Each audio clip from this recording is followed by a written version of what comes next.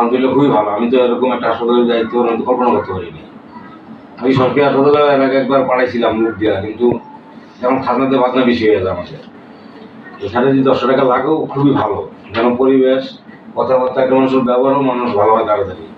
আর এইসব হাসপাতালে তো মানুষ মনে করে না মানুষকে। বই রয়েছেন তো বই রয়েছেন, আপনারা কিছু চিনেন না। এই জন্যই সঠিক জায়গায় আসলে ভালো চিকিৎসা একজন মাধ্যম আসলাম, সে আমার অবশ্যই সঠিক জায়গায় আসতে হবে ট্রিটমেন্টের জন্য। এক, দ্বিতীয় কথা হইলো আমরা যেটা আপনার সাথে কমিটমেন্ট করছি যে কি ধরনের লেন্স দিয়ে আপনাকে অপারেশনটা আমরা করবো, সেই লেন্সটা আমরা ঠিক রাখছি কিনা, এটাও একটা সঠিক জায়গায় আপনি না আসলে তো এটা পাবেন না। তো সেই ক্ষেত্রে কাজের ভিতরে স্বচ্ছতা থাকতে হবে, সঠিক থাকতে হবে, তাহলেই ভালো লেন্স দিয়ে ভালো অপারেশন হলে আমরা খাটিগুলো করেনি ভয়ে যে অপারেশন করলে কি হয় না হয়। এই যে সামনে 10 থেকে 15 মিনিট সময় লাগলো, মানে আমার মা সব দেখতেছে।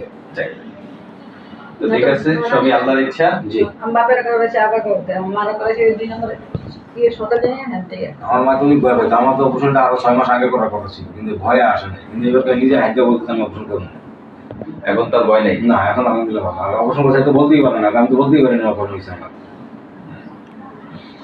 চিকিৎসা তো আধুনিক হয়ে গেছে না এখন।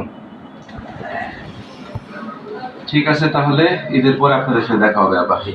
ঠিক আছে।